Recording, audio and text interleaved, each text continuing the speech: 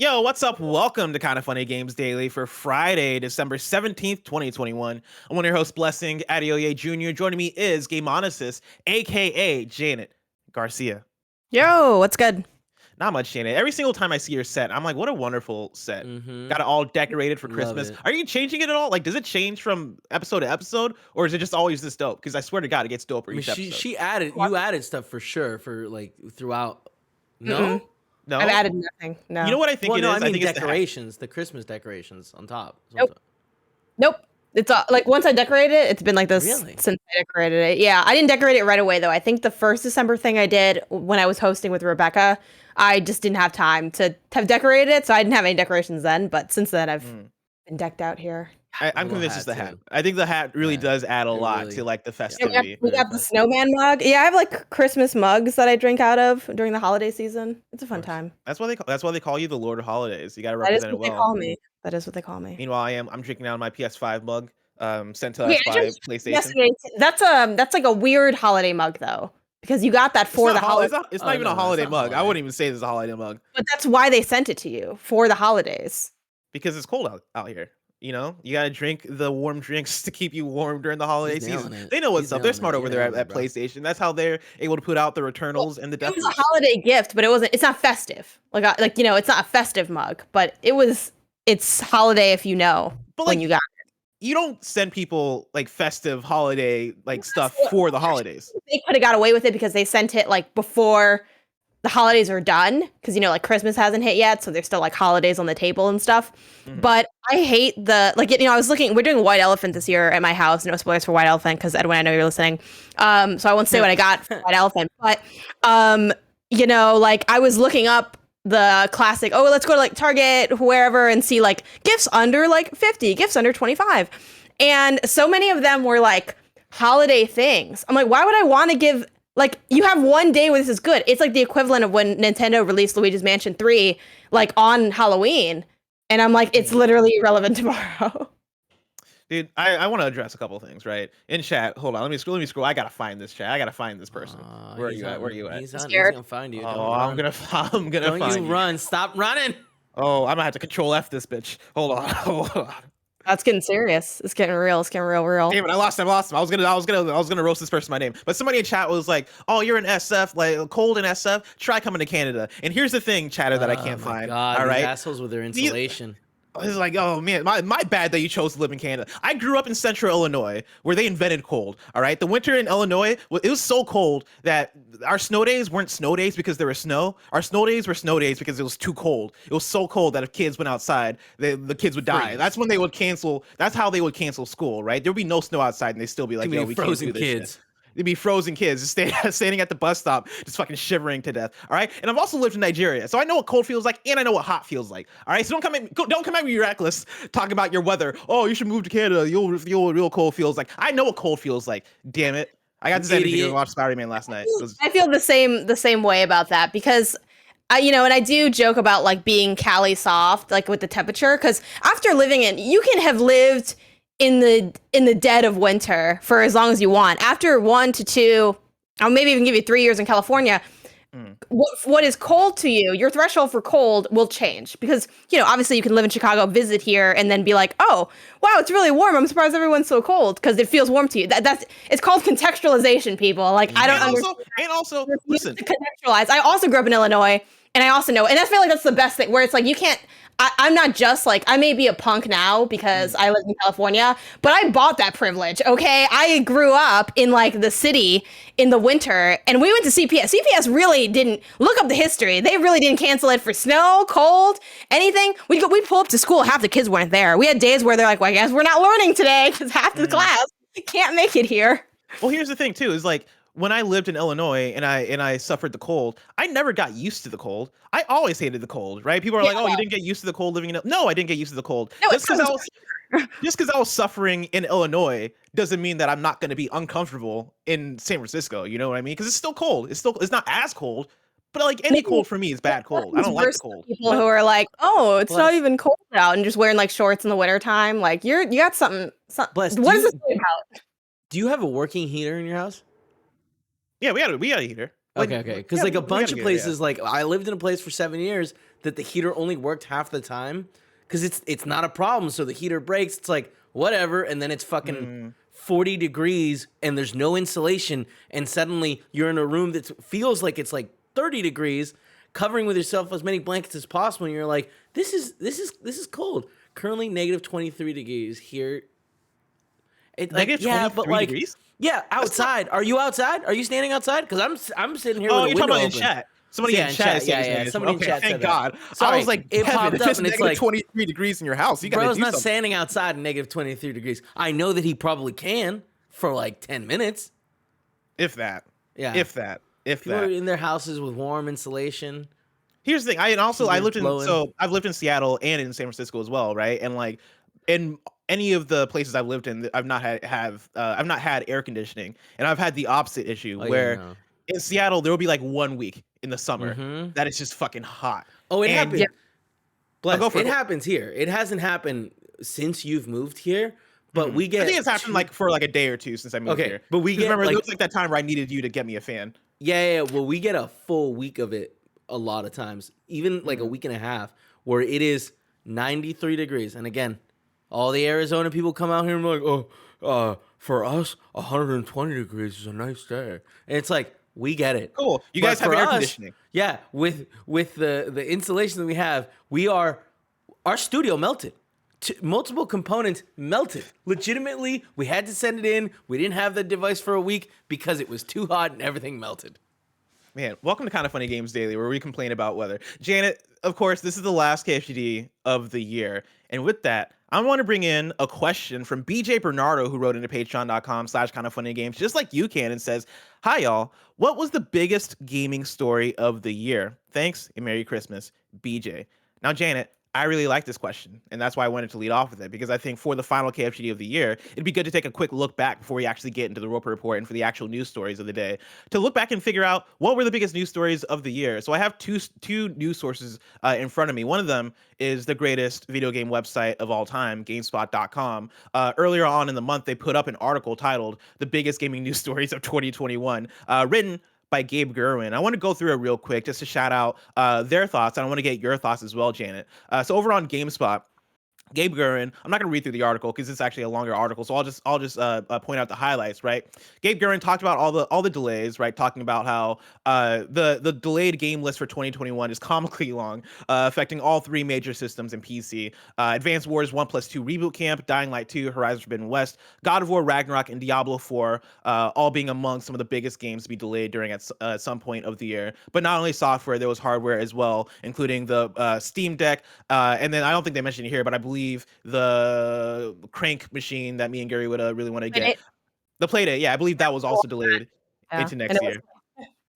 They also talk about the console stock stuff, right? How there's been a shortage of components, and that has made console manufacturing way more difficult this year, thus leading to many people not being able to get the new gen consoles that they want. They also talk about in this GameSpot article, Google Stadia first party development ending. That was a big thing that happened toward the beginning of the year. They also talked about the Fortnite trial, Apple versus Epic, and how big of a thing that was. And they also talked about how there was MLB The Show that launched on Game Pass. That was a big thing. And they also talked about how Halo was good this year. That was a big story. And they also shouted out GTA Trilogy Definitive Edition being a trash fire, and then also Netflix entering the games industry. That's from GameSpot. I also want to pull real quick from Digital Trends, who did like their 5 video game news stories that defined the industry in 2021. They shouted out the Activision Blizzard scandal. They also shouted out the delays as well. They shouted out the announcement of the Steam Deck from Valve. They talked about the Sony versus Microsoft war, how it continues. They also shout out the MLB The Show coming to Game Pass stuff, and then also Apple versus Epic. Janet, for you, what was the biggest news story of the year? I mean, it's like easily the Activision Blizzard stuff. Like, I feel like this is and I think we can talk about what other highlights are for sure too, because I think that's a more nuanced conversation. Because this year was a rarity where I think there's no world in which anyone realistically says that the Activision Blizzard stuff wasn't the biggest thing. Because not only is it huge in scope, scale, and impact and importance in the industry, it's also huge in that it continues to continue and is still going now. You know, like IGN has that write-up of like recapping everything that's gone down, and many sites have timelines like that. And when you look at it, it's massive, it's in depth, and it's at scale. I mean, like the state of California is involved in that. News outlets like that cover like world political news have covered this. Like, this is beyond anything that we have seen, not only this year, but I think in a number of years in terms of just how catastrophic it's been. So I think that's definitely the biggest story. And then it's also it's the most covered story, I think, as well. I mean, certainly there's a lot of coverage of Epic versus Apple. There's a lot of coverage of the GameStop stock stuff. And yeah, that was huge at the beginning of the year. Yeah, and the chip shortage has also been like a huge thing, like the supply chain chip shortage thing. And that's something that cuts across to a lot of other technologies, you know, like I mentioned, like I think it was on PS I Love You, where we were talking about like me getting my new iPhone. And like for the first time ever, like and guys, I haven't gotten a phone in a long time, but like I walked into a store, I'm like, oh, surely I'll go to the Apple store and I can buy the phone. And they're like, you can't buy anything here. And they're like, oh, just a lot of demand. They're like, we just don't have anything. You're gonna have to wait like 3 weeks. And I'm like, all right, well, and that's like that with everything everywhere. You know, I was like, why did y'all even open today? Like, you can't do anything for anybody. But anyway, but that's like, that cuts across so much stuff. And we've seen it like small scale and big scale. I mean, that's why Steam Deck was in part delayed. Playdate had similar issues. I'm not sure if the Analog Pocket was a supply thing or just a regular delay. But yeah, I think those are the real standout ones for me. But certainly there's a lot of other, you know, interesting ones to talk about that I think had a big impact too. But I want to hear what your biggest ones are just out the gate. I mean, I agree. I think it's you can't really argue anything other than the Activision Blizzard stuff as being the big news story of the year, especially for how consistently it's been in the news, right? How like ongoing it's been in terms of new things coming out about it and new things supporting that overall the overall conversation of we need to make big change at the top level of Activision Blizzard. We need to get Bobby Kotick out of here. And like I think a lot of this are conversations and things that people have been saying for years, but I think this year really brought to the forefront a lot of like the visible, like, hey, us as an audience that usually doesn't get to see behind the curtain for a lot of this shit. This is what's going on behind the curtain. Like, this is how it's actually affecting the workforce. These are the people, like the whole Cosby suite thing, right? Like, these are the people that like are involved. And here's like the threads of text, and here's like the toxic shit that they are saying. And this is how this is affecting these workers, right? Like, I think we've gotten to see it in a very transparent way this year. And we get that all the time in terms of shit coming out, like stuff leaking, like, oh man, looks like this CEO or this higher up is shitty for whatever reason. But we oftentimes just don't get movement because people are too powerful. Money speaks too loudly, right? It's hard to actually make that movement with people that have such like solidity in their position because they're way too high up. This is, I think, one of the biggest cases of, oh yeah, we really need to get Bobby Kotick out of here, and I can see it happening, right? Like that, I think that is the thing for me. Where if you ask me halfway into this year before this stuff started coming out, hey, like based on like rumors or shit leaking, do you think Bobby Kotick can get fired from Activision Blizzard?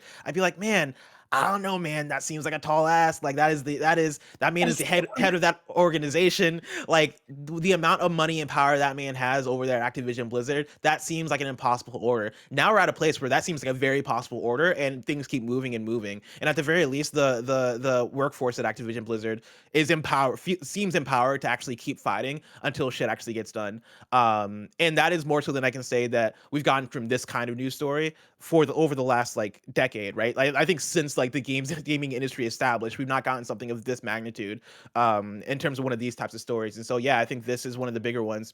And I think the way that this Activision Blizzard news story is going to continue to impact companies in the future and how they operate and how folks are going to have to lock down and how workforces are going to feel empowered, right? I think because of this Activision Blizzard stuff, you're going to see workers at Ubisoft, and you already have seen workers at Ubisoft feel empowered to fight back against the higher ups that are shitty over there. And I'm sure like for the video games industry, this is a common story, right? It's not just Activision Blizzard and it's not just Ubisoft. There are plenty of places that have these similar types of issues. I think you're going to see these things continue to happen in terms of workforces coming up and being like, yo, we're not standing for this shit. Hey, we identify that you and you are being shitty. We are going to speak up about it. We are going to go on strike. We are going to establish a union. We're going to do X, Y, and Z thing to make sure that we are protected as workers. I think that's going to happen more and more, and I think a big part of that is how much of a joint effort this Activision Blizzard thing has been through the workforce and media and audience and everybody coming together to go, we're going to fight against this.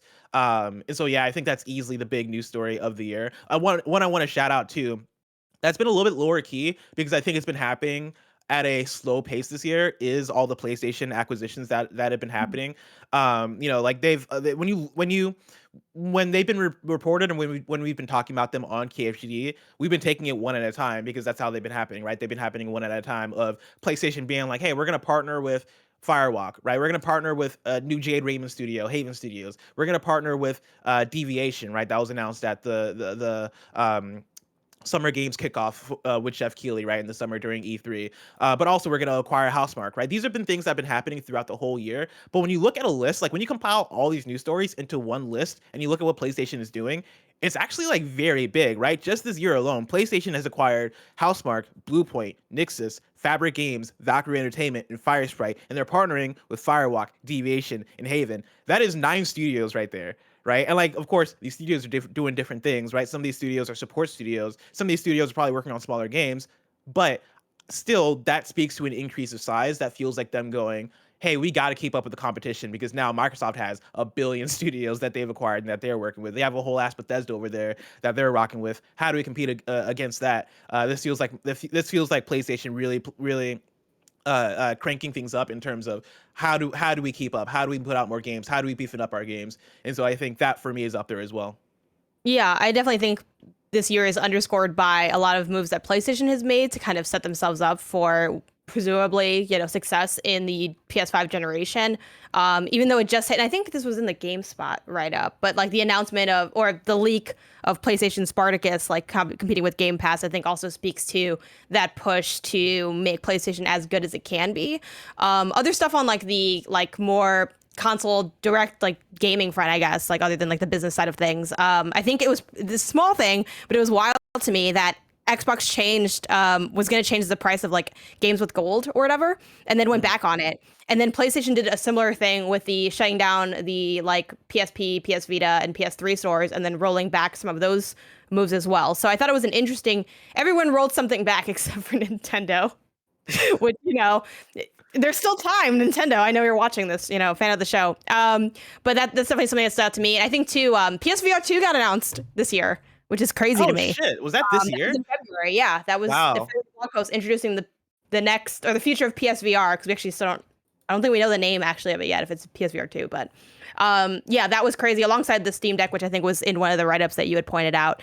But I think in addition to all that stuff, like to kind of swing it back to the Activision Blizzard stuff and like worker empowerment. I mean, I think we get stories like this every year, so I don't want to necessarily act like this is the first year we've heard about like abuse in the industry or workers trying to, move and better their working conditions in a way that's more publicly visible. But I feel like, we got a lot of that on a big and small scale, like plenty of this of stuff with Ubisoft, even thinking of like, the Fulbright article that I want to say Polygon wrote up was like a huge thing, when I read that. Because I think a lot of those conversations are so AAA focused. So to see it on a smaller scale was really impactful for me to have read through that. And I think too, we saw that with from GameIndustry.biz with the studio that makes Season. I forget the name of that studio offhand. And Season isn't out yet. So other reasons why I can't exactly pin down the name off the top of my head. But, those conversations as well sort of underscoring things. And I think we've seen a lot of that this year. And on a lighter note, something that happened like a day or two ago, Vodio Games becoming the first North American studio to unionize, I think was huge. That's I saw that first from Polygon. I don't know if they were the first people to write it up, but that's a really big deal. Like they did Beastbreaker, which is on Switch, and I think PC and maybe something else. But yeah, I just thought that was wild. And they're like co-director and I think founder, again, I don't want to botch the names too much off memory, but they put out a statement talking about, their work practices and why they're like, well, of course, when like the workers came to me and said they wanted to unionize, I supported them because we've always been like a worker first studio and we have like, unlimited PTO, but mandatory time off, which I think is a key difference in unlimited PTO. They have a 4-day work week and have had one for a long time. So I think that was just like a huge thing. And we've seen a lot of rumblings of unionization in games, and a lot of people on the outside are like, why hasn't this happened yet? And it's like, it's really hard to unionize when you have a really big stat. Cause but seeing it come from Vodio Games and then also the realization that, holy cow, how is that the first North American, how has there not been one already? There has to be a mistake, but like it's not. And that in itself is wild. So I'm very excited to see who the second and the third and the fourth and the fifth, like I want to see this continue and hopefully it does. But that was a really moving thing that I saw this week that I think, speaks to the larger conversation of worker mobilization in 2021. Yeah, and Scavenger Studios, the studio you're thinking of, that has announced season and did Darwin Project before. I think that was Games3.biz, and then Polygon was the one that did the other one, the Fulbright one. I think those are really good ones to shout out. Another thing as well, on a different topic within big gaming news stories, this one is kind of ongoing. I feel like it's going to affect us more in 2022 than in 2021, but the NFT stuff has been blowing up more and more, and that's been a lot within the last month or so that I feel like we've seen a big boom in terms of it infiltrating into the video games, the video game publishers and games that we interface with, right? Ubisoft announcing Quartz and like the Stalker 2 situation, which we'll talk about more on this episode. We've been seeing that creep up more and more, and I think that's probably going to be a bigger 2022 thing than what it's been for 2021. But at the end of 2021, that is for sure a thing that has come through and has made a big splash in terms of what that impact is going to be for video games and how people are struggling with the back and forth of the audience not liking it and then publishers and probably the moneymakers being like, oh, but we really want this to be in there because it's going to be valuable for us if we make it happen. Or at least we think it's going to be valuable for us. That's a big thing. And then also, this year was the year that, I know but Microsoft announced the Bethesda acquisition last year, but it solidified and finalized this year. And that, of course, is like one of the biggest things as well, right? Like, I think that goes on to redefine what Microsoft is as first party, and it's going to be big in terms of what Game Pass is, what the competition between Xbox, Nintendo, and PlayStation is, like how we view Xbox first party, all that stuff, and Xbox's performance this year in terms of releasing games like Psychonauts 2 and Deathloop and others, right? Like that is a huge thing as well. And so 2021, it was nice knowing you. It's been a fun covering news in you, but 2022, hopefully y'all bring better news. Yeah. That's where I'm at right now. Janet, enough about this. Let's talk about Tencent acquiring Turtle Rock. Stalker 2 cancels their NFT plans and more, because this is Kinda Funny Games Daily. Each and every weekday at 10 a.m. live right here on twitch.tv/KindaFunnyGames. We run you through the nerdy news you need to know about. If you're watching live, you can correct us when we get stuff wrong by going to kindafunny.com/you're wrong. If you don't want to watch live, you can watch later on youtube.com/KindaFunnyGames, roosterteeth.com, or you can listen later on podcast services around the globe by searching for Kinda Funny Games Daily. Remember, you can use Epic Creator Code Kinda Funny on all Epic Store and Epic in-game purchases like Rocket League and Fortnite to help support the channel. To be a part of the show, to patreon.com/KindaFunnyGames, or bronze members or above get to write in, and silver members or above get the show ad-free with the exclusive daily post show.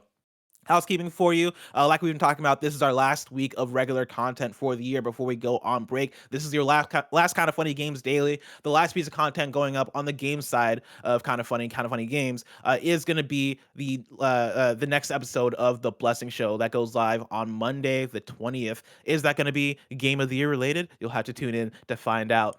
We'll be back, of course, on January 3rd, the first week of the year, with more Kinda Funny Games content for you. And then I should say that the last piece of content going up on the Kinda Funny Prime side is going to be the Spider-Man No Way Home in review, which I'm sure plenty of you guys are hyped for, so look forward to that. Thank you to our Patreon producers, Pranksy, Blackjack, and Greg Miller returns to content next month. Nick should quit now. Today we're brought to you by Credit Karma, Amazon Music, Green Chef, and ButcherBox, but we'll tell you about that later. For now, let's begin with what is, and forever will be, the Roper Report.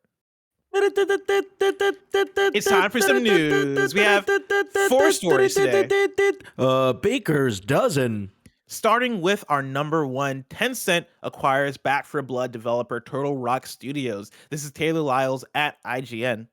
Tencent has announced today that it has acquired California-based developer Turtle Rock Studios, the developers of Back 4 Blood and the Left 4 Dead series. A press release sent out today notes that Turtle Rock will become part of Tencent, though the studio will retain its independent operations in Lake Forest, California, with the existing team continuing to run all studio operations. The press release also confirms that the Turtle Rock co-founders Phil Robb and Chris Ashton will continue to lead the studio following the acquisition.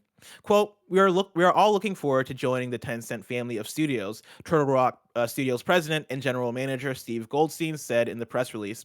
Quote, Tencent's outstanding partners, global reach, deep knowledge of gaming, and unprecedented support will help us create the kinds of ambitious games we dream of, while allowing us to retain our autonomy and independent spirit, end quote. Tencent picking up another studio comes as little surprise, considering the gaming giant has acquired several other studios this year. In July, the company announced it was acquiring Sumo Group, the developer behind Sackboy: A Big Adventure. In November, as reported by Bloomberg, Tencent announced it had acquired Wake Up Interactive. Janet, is this one that catches you by surprise at all? No, by surprise, no, because Tencent can acquire anything at any time. It feels like, because as Taylor notes in the article, they've made plenty of acquisitions this year. I actually forgot about the Sumo Group one, and then I'm like, oh yeah, and then Sumo Group was the developer of Sackboy. Sackboy just feels like so in that Little Big Plant style that I totally forgot that it wasn't properly from that original team. But yeah, I think this is like par for the course. I think, as usual with these things, you can have maybe different feelings toward like the group acquiring, right, Tencent. Like I'm not going to say I'm like a Tencent fan or that I'm passionate about Tencent, but in at least this wording, which we'll see how it ends up turning out, it is very much stated as we are acquiring them to like have them in our portfolio and like to kind of provide support, but they're still going to do their own thing. Like it's totally the same. It's just changed. Obviously, we'll never know if that's true until once we see it, working out. And then even then, we might not always be privy to what's going on behind the scenes. So my thing for these is always, as usual, I hope that they signed a good deal. Hopefully they're excited about it. I imagine that Turtle Rock wouldn't go into this unless they thought it would be for the betterment of their studio. So hopefully they are, right in that judgment call, and that this only, benefits them in terms of support and security and creative freedom and things like that. It does seem like it is very much we want this in our portfolio and we're not really going to be as directly involved, which can also be for better or worse. Maybe they would benefit from more direct involvement. I don't know. I can only assume and lightly trust that they would do what's best for their team and their studio, and that this acquisition is that for them. Yeah, and I 100% agree, right? I think the best case scenario is that you don't really see a big change in how Turtle Rock operates, right? You don't see like the Tencent come through and make big changes or want to have big influence in order to increase revenue or in order to like turn their games into like what Riot is doing, right? I don't want to see Turtle Rock change in big ways like that in order to just make money for Tencent, right? I want to continue to see Turtle Rock be Turtle Rock and make the games that they want to make. And like like these kind of consolidation and like acquisitions like this can be scary and or good news for a lot of reasons, right? I think on the scary side, it is what I'm talking about in terms of the change and in terms of like, okay, cool. Are we going to consolidate into 8 big major gaming corporations in the world, and everything, and all those corporations own everything? Like that I think that is a worst case scenario, right? That is what I do not want. But what I do want is for independent developers to feel secure and feel like they aren't making a big risk with every single game that they're putting out. Okay, cool. We're going to put out Back 4 Blood. Is Back 4 Blood going to ruin us because it doesn't sell anything, right? I think that is always a scary thing for independent developers. And so for them to have the security, I think is going to be big for them and allow them to create more games in a comfortable way, which is a good thing. By the way, did you play Back 4 Blood? Did you what were your thoughts on that when that came out? No, I didn't play Back 4 Blood. Did you? Are you a Back 4 Blood person? I wanted to be. I played it a little bit when it came out, and I also played like betas and demos leading up to it. And the first beta was an alpha. The first like pre-release version I played of Back 4 Blood, like this time last year, like right when they announced it at the Game Awards. I enjoyed. I like the card system. I like how it felt. I thought it had promise, but I wasn't like completely sold on it. I was like, okay, this seems like it's gonna be good. We'll see if it's my kind of thing later on. I know like Greg and others were a little bit more high on it than I was. And then playing like the PvP stuff, I was like, okay, this seems cool as well. Like all this seems like it's going to be solid. But again, I don't know if I'm going to be over the moon on this game. When it finally came out, I had friends that got super obsessed with it. Like my friends Rihanna and Danny were on it. I think they played all the way through it, and I forget if like they loved it at the end of it, but I know that they were into it. And I played like one or two sessions with them, and by the time I finished it, I was like, nah, this just isn't for me. Like I just don't care for this. I think it's the Mhm. thing of those types of way-based like zombie games, like the Left 4 Dead style games. I think r- I don't know what it is. It's hard for me to like feel invested and feel like I want to level up, and I don't know exactly why. I just can't like get all the way into them. Yeah, I feel that. I think that's kind of where I'm at with it. Like, it's just not a genre or style I've really spent much time with. And of all the time that I do have, it's lower on my priority list to like dig into because I think it is so like, it's also one of those things where if you don't play it, like no one seems to care. So I'm like, okay, like this will just be the one thing that, or on the pile of things that I won't really get around to. But we'll see. You know, I'm not big on like multiplayer stuff to begin with anyway. Mhm. So it's kind of a rarity for me. Yeah, and I think you're right in terms of not many people were talking about it in a very big way once it came out. I think the people who played it, and the people who didn't play it didn't feel like the need or like the nudge to play it because people were like, "Yo, this is a must play right here." Like I like those games to like hang out with friends. I think that's my main thing is I use a Back for Blood or an Aliens Fire Team Elite or any of those kind of like 4-player survival kind of games to like hang out with friends and kick it, but I don't on a gameplay level, I don't necessarily care for the progression in those games. That said, like there are games coming up that like I want to get into. Like Rainbow Six Extraction seems like it's going to speak to me more than Back for Blood or Aliens have. And that's because it seems like that's going to have a lot of Rainbow Six Siege mechanics, and like literally the operators from Rainbow Six Siege are going to be in there. I assume they're going to control a similar way, and the game's going to have similar stuff going on. That speaks to me because I like Rainbow Six Siege. And so maybe that'll be the one that turns it around for me and makes me go, okay, no, this is just my version of this game. Like I haven't found my version of what this 4-player co-op wave based like mow 'em all down type of game is. But maybe we'll see. Maybe it'll be Rainbow Six Extraction. Let's hop in to story number 2. Stalker 2 developer cancels NFT plans after blowback. This is Owen S Good at Polygon. The makers of Stalker 2, Heart of Chernobyl, on Thursday evening abandoned plans to introduce NFTs to their post-apocalyptic game shortly after posting and quickly deleting a lengthy defense of the revenue-generating scheme. Quote, based on the feedback we received, we've made a decision to cancel anything NFT related in Stalker 2, GSC Game World tweeted.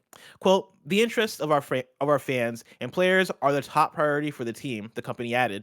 We're making this game for you to enjoy, whatever the cost is. If you care, we care too, end quote.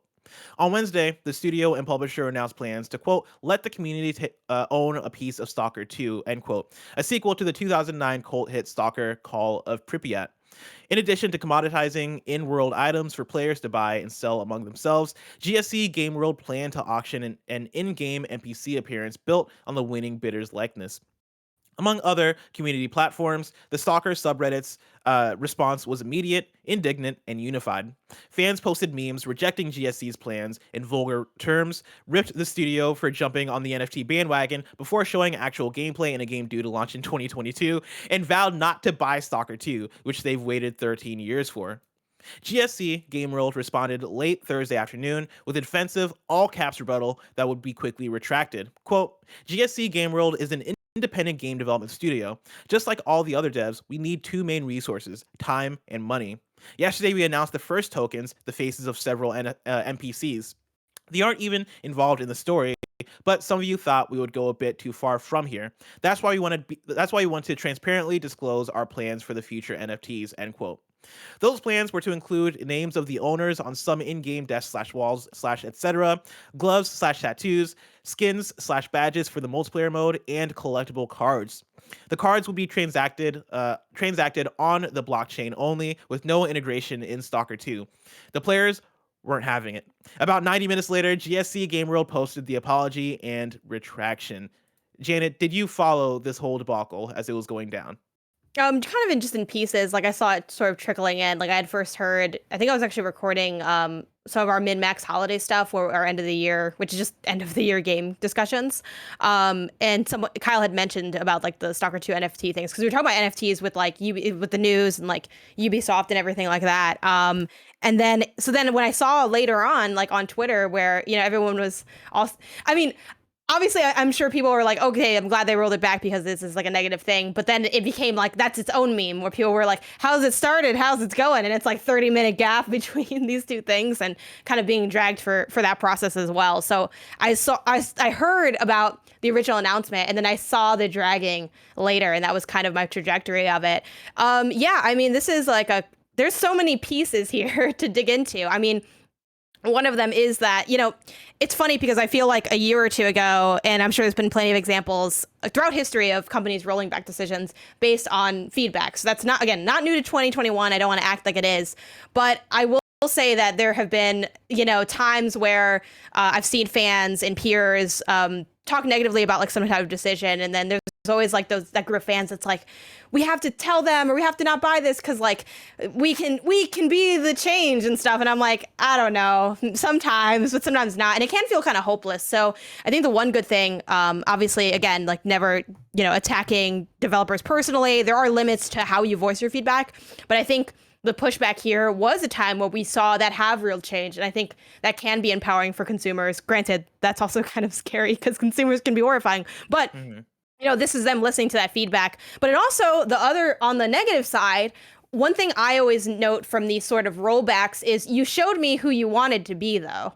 Like, you were the NFT person. The reason you're not doing it is because the pushback was so loud and so big that it was going to hurt your bottom line, which is, and hey, everyone cares about their bottom line. So I don't think it's inherently evil to care about your bottom line, but this is who you actually are. We just didn't let you do it. Kind of like, we've seen this with plenty of other companies with like, when Microsoft had always online stuff, it's like, okay, but who you want to be is to make me always be online. And obviously they haven't gone anything that extreme, but you showed me who you are through the decision that you made, because this is, I'm sure this wasn't a spur of the moment thing. This was probably a conversation and a plan. And then you talked about what your future plans are. So this wasn't a flash in the pan thing either. And then you talked about the fact that it is how you're looking to monetize. So I think the negative look at this is like, how long until this becomes just so widespread in our society that it's unavoidable and ends up seeping back into games again, because we already know that that's what you want, because you want it to make money, like, because that's what you did. So yeah, there's like a lot of pieces here, but what's your general read on this? I like that they retracted it. I'm right there with you in terms of like, how did you end up in this place, right? How did you like end up in the place where you're like, this is the decision we want to make with our game, especially for a game that I think has been having a good run up until now in terms of PR and in terms of marketing. Like, this game was at an Xbox presentation, I think during the summer, and when it appeared, like, I was a person that I've never cared about Stalker, but seeing that trailer, I was like, oh shit, this looks really cool, and it's gonna be on Game Pass. Holy shit, this seems like it's gonna be super dope for Game Pass and for these developers and for Stalker 2. So for them to see them trip over this, I think is unfortunate. And seeing the NFT stuff in the last month appear in video games makes me wonder how in specific cases how we ended up here. Because in the Ubisoft case, that feels very much like big corporation seeing an opportunity to make money easily through a thing, and they go for it, and then they realize that the audience doesn't want it, and like they have to reckon with that and figure out if they're just going to continue with it or not. This being on a smaller scale of an independent studio doing this, and trying to find a way to make it happen, and then also trying to justify those decisions to their audience.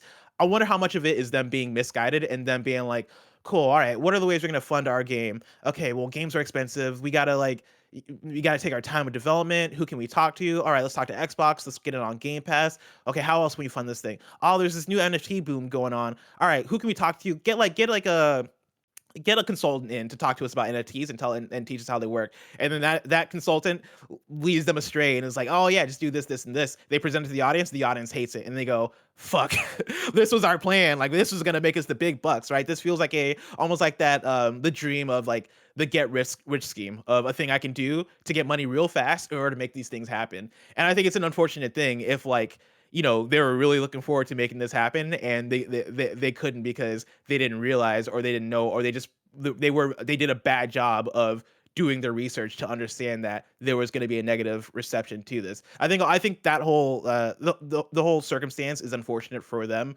but I am glad that where we've landed is them going, actually, never mind. Like, you guys are right. We're not going to do this anymore, even though it was a painful process to get here. When do you think what's going to be the next game that's going to try to do this? Or is it going to be quiet for a while? Oh, it's not going to be quiet for a while. You have I to think it's call only going to it. be more. Like tomorrow, next week, like if you had to like bet money on like what month and year we're going to see this happen again. January. I think now, Yeah. I mean, I, I think for the next couple weeks, the video games industry is going to be pretty chill because like it's break, it's holidays. I don't think people are trying to announce things during the holidays, especially NFTs. Like, you don't want an NFT debacle during Christmas. You don't want to work during Christmas. I think in January, when things get back going, multiple games that you are looking forward to are going to announce NFT integration, or multiple publishers that you're that you're into Yeah. are going to announce NFT integration, because I think it's an easy thing to try and integrate in video games. I think video games, more than anything else, like right next to art, are like an easy. It's easy to implement NFTs in them. It's. I mean, obviously, like NFTs are different than like a cosmetic. I mean, when you see them in practice, they do seem very similar to like stuff we already have. I think the way they function and the always online thing and the blockchain stuff and like the amount of energy that takes up and all those other layers are more so what people have a problem with than the idea of, oh, it's dumb to like own something that's like not like that's a lot of what we own. So like because that's a lot of gaming. But this is like a different. It is not a one-to-one, and I think a lot of studios are treating it like it's a one-to-one, but a lot of people are like, it's not a one-to-one because it is not a one-to-one. And I saw a tweet. I wish I remembered who it was from. I feel like I probably did retweet it. That was really well stated, and it was like, we already decided that the janky or like easy way, quote unquote easy way, to earn money and get money from the consumers in games is like cosmetics and DLC. Like that's what you got. You got that. Rock that. Like, don't add this other additional layer. I feel like it's the real world version of like when there's too many currencies in a game, but this one also has like a negative environmental impact. So like that's not good. Exactly. I think that is the big thing when it comes to why people react so negatively. This is like the nightmare of like the rabbit hole we can go down with like the things we can do with microtransactions. This is like that last step of like, oh no, this is shitty. This is now this is ruining video games. Like microtransactions and like DLC and stuff, I think to some extent are beneficial and can be awesome in some cases, not in all cases, right? Like we've had the whole loot box fiasco. We've had a billion different cases of, shit, this feels gross, or this feels like it is either taking advantage of the consumer or it's just mispriced, or whatever the case is. NFTs, I think, are that last logical of, oh, this isn't fun anymore. You've taken all the fun out of video games. Now it is me trying to grind for 100 hours so I can obtain this exclusive item, these exclusive shoes that only I own now. Oh man, but now like and now I am selling these on the market for $50 to my friend who like also wanted the shoe. Like the way that this is opening up like a lot of shit that I think is going to take away from the actual shit that makes video games fun. I think is unfortunate. And I mean, to go back to your question of where do we see this next, I think it is going to be in the games where you are collecting things, right? The games where it is, I'm going around, I'm collecting either players for a sports game. I think we're very lucky that Nintendo's behind the times. I think we said this like on another podcast, but like Pokemon Legends Arceus, Really progressive. like if Nintendo was a different company that was like technologically like up to date, I'm sure like fucking Pokemon Legends Arceus, you would be capturing an NFT Pikachu. Like, get rid of shinies, replace them with NFTs. Like, it'd be that type of shit. Oh yeah. But yeah, like I mean, my prediction on like, and not even a prediction, I think on the worst possible level, a thing that could realistically happen on the big scale would be Fortnite, like adding in NFTs. I think they're already like kind of poised, like they're in the perfect place where if they wanted to, I think they can make it happen. And I think they would make it work because Fortnite is big and it's hard to push against Fortnite, right? Stalker 2 is trying to like get out there and trying to market and trying to get in people's hands. Fortnite is already in people's hands. If Fortnite turned around and they were like, cool, we are announcing new NFT unlockable skins for your character, right? Here is an NFT version of Iron Man that you can get via Fortnite. Then we're in trouble. Then it's like, fuck, we don't have the resources to fight against this. Like, people are gonna play it regardless. I think that is a scary situation, but that's also another thing of we'll see. Like, hopefully Epic and Fortnite don't go down that dark path, but we'll see about that. You know what isn't a dark path, Janet? patreon.com/kindafunnygames, where you can go to get the show ad free. And speaking of ads, let us tell you about our sponsors. This episode is brought to you by ButcherBox. If you ask me, the holidays are all about winning, whether that means getting the best gifts or cooking the best food. And when it comes to serving up the best holiday meals, especially meat, quality matters. Every month, ButcherBox ships a curated selection of high-quality meat straight to your home with free shipping in the continental US. There's no antibiotics or added hormones, and each box contains between 8 to 14 pounds of meat, depending on what you choose. I love ButcherBox. Recently, me and G got some of this, and oh man, the steak was fantastic. I just love meat, and ButcherBox makes that love a reality in my household. This holiday, ButcherBox is giving new members 1 pack of bacon for free in every box, plus $20 off each box for the first 5 months of your membership. That's free bacon for life and up to $100 off. Sign up at butcherbox.com/KFGD. That's butcherbox.com/KFGD. butcherbox.com/KFGD. Next up, shout out to Green Chef. Green Chef is America's #1 meal kit for eating well, with dinners that work for you, not the other way around. Green Chef makes cooking easy so you can spend less time planning and prepping and more time eating delicious home-cooked meals. Plus, Green Chef has options that fit every lifestyle: keto, paleo, vegan, vegetarian, fast and fit, Mediterranean, and gluten-free, giving everybody options from Blessing to Kevin and his family, with Paula being a vegetarian. Green Chef is now owned by HelloFresh, and between the two of them, there's now something to choose for literally everyone. Both HelloFresh and Green Chef are awesome, so sometimes that choice is a little hard in a good way. I've been loving Green Chef. Every once in a while, Gia cooks it. It's been a wonder for Cool Greg and Blessing, like I was saying. Go to greenchef.com/KFGD10 and use code KFGD10 to get 10 free meals, including free shipping. That's greenchef.com/KFGD10 and code KFGD10 to get 10 free meals and free shipping. Green Chef, the #1 meal kit for eating well. Next up, shout out to Credit Karma. If you've ever applied for a credit card or personal loan and been rejected, you know how frustrating it is and how dang often it seems to happen.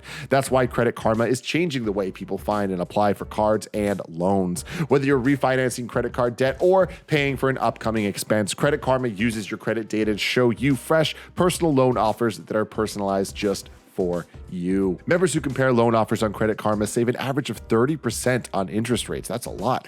It's totally free and easy to sign up for a Credit Karma account with no effect on your credit score. Credit Karma will even show you your approval odds so you can choose offers that you're more likely to get approved for and apply with more confidence. On Credit Karma, you can check out multiple loan offers side by side with easy to compare estimated terms. Ready to apply? Head to creditkarma.com/loan offers to see personalized offers with your approval odds right now. Go to creditkarma.com/loan offers to find the loan for you. That's creditkarma.com/loan offers. And finally, shout out to Amazon Music. You clearly have great taste in podcasts because you're listening to this right now, but why not try out Amazon Music? Amazon Music has more than 10 million free podcast episodes to listen to, but it's not just podcasts. They also have thousands of music stations and top playlists to stream for free. You can try out Amazon Music Unlimited that gives you unlimited access to over 75 million songs, plus podcast, music videos, and more with unlimited skips. I have been getting hype for Spider-Man No Way Home coming out, and I've been listening to a lot of the scores of previous Marvel movies from Marvel Studios projects, and I've been listening to it all using Amazon Music. If you've never tried Amazon Music Unlimited, now is a great time. For a limited time, new customers can try Amazon Music Unlimited free for 3 months, no credit card required. Just go to amazon.com/KFGD. That's amazon.com/KFGD to try Amazon Music Unlimited free for 3 months. Amazon.com/KFGD. Renews automatically, cancel anytime, terms apply. We got 2 stories left in the Roper Report. Let's go to story number 3. A new Ghostbusters game is definitely happening, Ernie Hudson says. This is Chris Scullion at Video Games Chronicle. A new Ghostbusters game is in the early stages of development, according to one of the main actors from the movies. Ernie Hudson, who plays Winston Zeddemore in the series, mentioned the project during a Q&A at the Celebrity Fan Fest in San Antonio, Texas on Wednesday. One attendee asked Hudson if he would ever want to appear in another Ghostbusters video game, to which he confirmed that one was in development. Ghostbusters News reports via Nintendo Life. Quote, "In fact, I just got an email because we're doing another video game," Hudson confirmed. Quote, "So they're scheduling it now to do the recording, and I'm not sure who's going to do it. I know me and Danny Aykroyd, I think. I'm not sure Bill Murray will do anything on it. So there will be another game," end quote. Hudson also joked that the development team was struggling to make his in-game character look like him. Quote, "They've been sending me prototypes of the character to get my image right, and they seem to have a hard time creating my image. It's so weird to me that they can get Bill Murray, Dan Aykroyd, and Harold Ramis to look exactly like they look, but I end up looking like Eddie Murphy or somebody," end quote. I love that Wow. quote so much. Yeah, I love me that quote too. so much. It also reminds me, like, it gave me a flashback to, oh my God, do you remember that? I think it was a basketball game. It was like not NBA Street. It was the other one. It was like something Ballers or whatever. Mhm. I forgot the name of it, but like one of the like rappers that was going to be in it was like, I want my like special thing, kind of like their game, the version of the Game Breaker, to have like a falcon comes down and some crazy stuff happens, and they're like, sure, and like that didn't happen because like the team was like, we can't do that. Like, just tell him yes. Just so it really reminded me of that. If anyone remembers the name of that game or that rapper, let me know. But yeah, I mean, Janet, before you go on, let me step in real quick and say that I got you bitches. All right. Earlier in the week, Timur repeated one of my news stories, and I just repeated one of Timur's news stories. That's right. It was done yesterday. Was that on purpose? No, it wasn't on purpose. That's me trying to make up for it. I apologize, everybody. I did repeat a news story. But Janet, go on and finish your thought, and so we can move on to the next one. it had to happen to somebody. It had to But yeah, happen. it's happening. Look at you get twice the thoughts for the same amount of time. News I don't story. know, whatever. Yeah, exactly. Ghostbusters game. You know, I'm not a big Ghostbusters person, but it is always interesting to kind of hear this stuff from like, you know, in weird ways and like not an official press release and just through like Q&A and conversations and stuff. But yeah, that is also one of my biggest games daily fears of either repeating a story or like repeating a random tidbit where it's like, maybe this isn't a story, but maybe you said it at one point. Like, Well, I'm here's like, the "Did you thing. talk about this random detail?" I think it's happened multiple times this week because it's been such a dry week of news because we're in the we're entering holiday season. People are very much lining up on news. It was going to be a 3-story news day if I didn't get this story. And story number 4, I was debating on including also. So let's get into it right now. Story number 4, GTA Online's new update confirms which original GTA 5 ending is canon. This is Jared Moore at IGN. And also, there are light spoilers. Let me remove the word light. There are spoilers for GTA 5 in this new story. If you care that much about like GTA's story, I assume that at this point you've probably played GTA 5, and if you care about spoilers, and if you don't care about spoilers, then you like probably don't care about the spoilers in this story. And so I'm gonna read it. But yeah, GTA 5 spoilers ahead. You've been warned. A new update to GTA Online has seemingly confirmed which of the Grand Theft Auto 5's 3 original endings is canon. As reported by Kotaku, GTA Online's latest update, The Contract, features dialogue that seems to confirm what happens to Michael following the end of GTA 5. As part of the new missions, you help iconic rapper Dr. Dre in a bid to locate and recover the musician's lost phone and a range of unreleased material that resides on the device. As part of the hunt for the missing phone, Franklin ends up in a golf cart chase through a movie set in a bid to catch up with a man who has angered the rapper. Franklin's erratic driving forces the character to exclaim, quote, "Man, shit, I know one of the producers around here. I hope his ass ain't at work today," end quote. While not specifically referencing the producer by name, it seems almost certain that Franklin is referring to Michael, who in one of the GTA 5 endings begins working as a producer on the very same movie set. For those who weren't quite able to complete GTA 5's campaign, the game has 3 different endings. While endings A and B see either Trevor or Michael die at the hands of Franklin respectively, option C ties together the narrative's loose ends in a way that allows all 3 of the game protagonists to survive. And let me add to this story that in a previous Grand Theft Auto GTA Online DLC expansion, you did meet Trevor and do missions with Trevor, right? And so like I think that is confirming that both Trevor and Michael seem to be alive in this post GTA 5 world. So congratulations, everybody. We've done it. Option C is the correct option. There you go. Jane, do you care about this at all? particularly in the sense that I am one of the few people that hasn't played GTA 5. You know how it's like, who's still buying it? It's gonna be me. I don't know when. But or we might already own it somewhere. You probably Uh, already own it. yeah, At but this point, just wait till next gen. oh yeah, right. Because when's that coming? When's that supposed to get? Spring. That's kind of far though. I don't know. Well, I mean, I'm gonna be busy in the. You made it so this far. long, yeah. You made it like it's the game came out 7 years ago. Wait 6 more months. Yeah, I was a different person then. I'm me now. You know what I mean? Are you really gonna play like the GTA 5 story campaign in the next like 4 months? Sure, why not? You know, you lie to me all the time, so I think it's about time I Una reversed it. Yeah, When have I'm I ever lied to you? When have I ever lied to you, Janet? constantly. Name one lie. Horizon's DLC going. The beginning of it is great. The beginning of it is awesome. You know? I hope we got a lot to say about the first 10 minutes, because How fucking dare you expose me on my show? All right, I bring you into a guest into this channel. Okay. Wait, this I think this is a cool tidbit, right? The GT the Yeah, confirmation. I think the confirmation of like the ending is cool, and then also the I've not talked about the expansion, like my actual gameplay impressions of it on a show yet, and I've been enjoying it. I've like done quite a few of the Dr. Dre missions, and Dr. Dre's model in the game looks magnificent. He looks better than everybody else in the game, and I believe he did motion capture for the DLC, and so like you can tell like that is Dr. Dre, like it is Dr. Dre. So I love that, but then also I love how much of a story expansion this is. Like I'm getting the follow-ups to Lamar, to Franklin, getting them in like a new scenario. I'm getting new characters that I hadn't met before, and the banter and back and forth is really funny. Like there's one clip I tweeted on my Twitter that was a clip of me streaming it, and it was like a 13-second clip from a cutscene of like them joking around, and like it's Lamar, it's Lamar, and he's like, oh yeah, who's your client? And then looks at the computer and he's like, bro, you're like, your client is Dr. Dre. Like he lost his phone, bro. That's Dr. Dre. That means a physician. Do you know how important that is? Like the writing of it is so good. It's so funny. And yeah, I'm glad that they were able to seemingly so far pull it off. Nice. Also, Dr. Dre is jacked. Lexi Gunner in chat says Dr. Jacked, which is really funny because Dr. Dre is looking great in this video game, which I'm sure was part of the contract.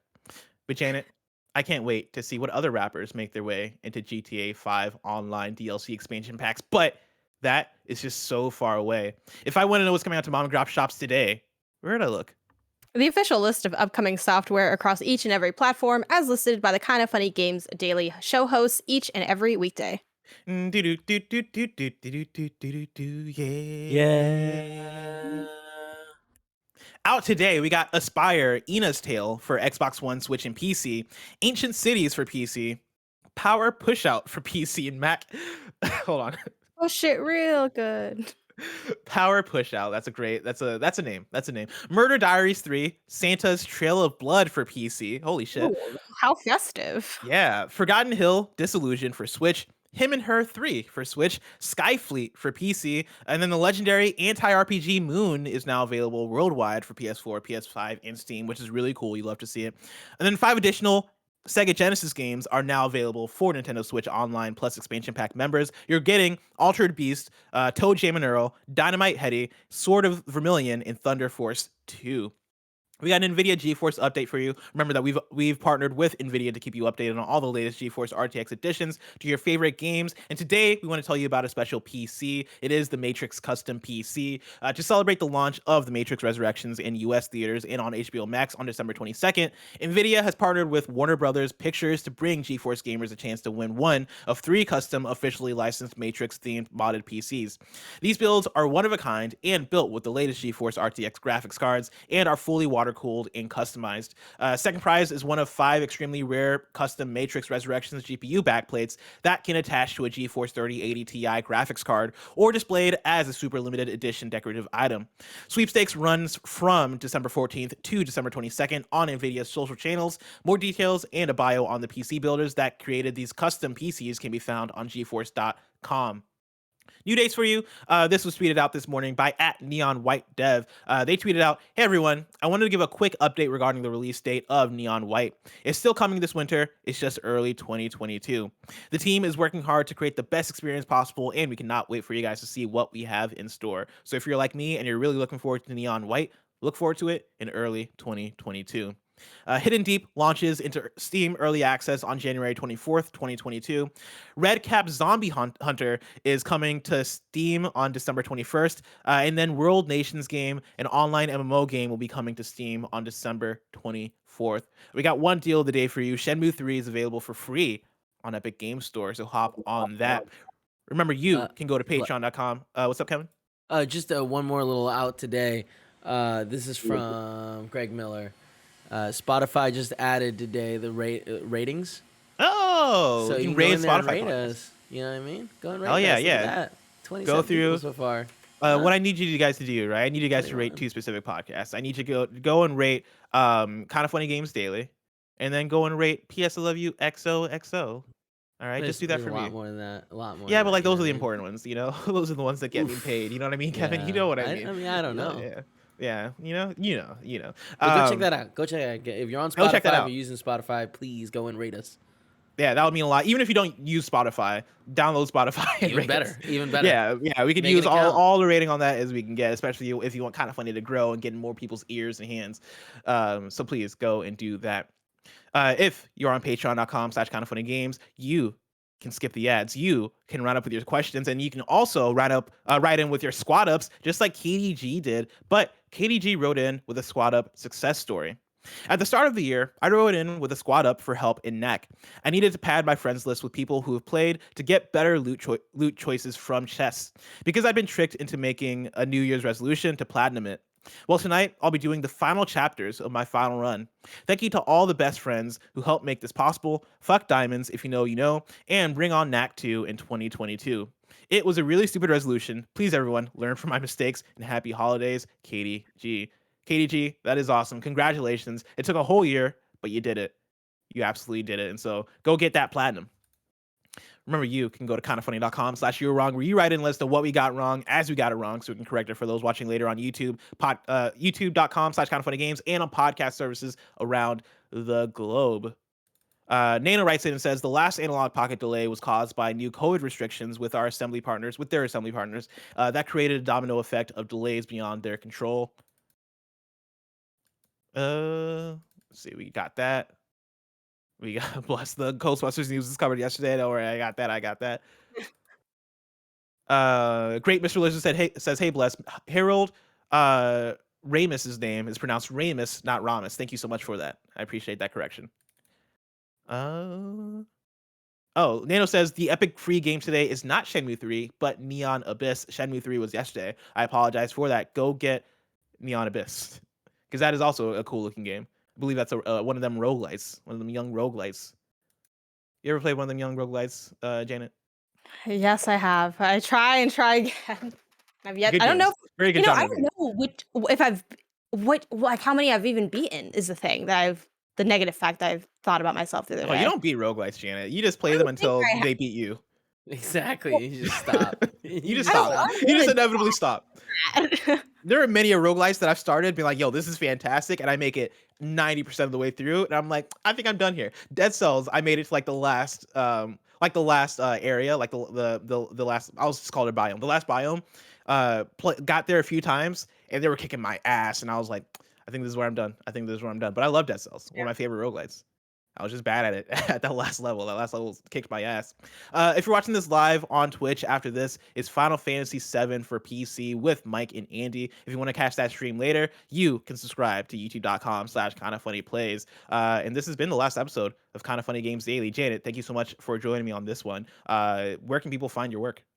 You can find me across the internet under the handle Game Onysus. That's Game ONYSUS on Twitter and Twitch are really big places. Instagram as well. And this Saturday, which is tomorrow, I'm going to be capping off the holidays by finally playing Death Stranding for the first time. Whoa. I'm going to be the delivery man because Santa. I don't know if this is amusing to anyone but me. Yeah, excited. That makes I love a lot of that. sense. He's like Santa. I did hear that it takes like 90 minutes to actually do any deliveries. So come watch people eat bugs in caves is what I was told I'll be seeing. I don't know. Delicious. I'm excited. Hell yeah, go check that out. That actually sounds like a really great time. I'm going to pop into chat for that for a little bit. And yeah, thank you everybody for a great 2021. I'm not good at doing speeches on the fly. I'm very bad at being gracious If only on you content. knew this was the last episode of the year. Yeah, and I could have written something, but like people don't want my written words. People want the words from the heart. And so thank you guys all for listening and watching over the course of the year. This has been a fantastic year of content. And these last few months without Greg Miller have been a challenge, but I think they've been great. I think we've been knocking it out the park, and that's only been possible because of folks like Janet and Timur who have come in and have guested on the shows and like, you know, been able to like bring their expertise. And I know people love the PS I Love Fridays and the Janet and me dynamic, and so hopefully we get way more of that in 2022 because of course you're gonna be on PS I Love You all the time because you're a regular on PS I Love You. It's gonna be a very awesome time. And so yeah, once again, thank you guys all for a great 2021, and I look forward to hosting with you guys again in 2022. Remember, this has been Kind of Funny Games Daily, each and every weekday live right here on twitch.tv/kindoffunnygames. We run you through the nerdy news you need to know about. We have a Patreon post show for those that are subbed at the silver level of patreon.com/kindoffunnygames. So stick around for that. Otherwise, until next time, game daily.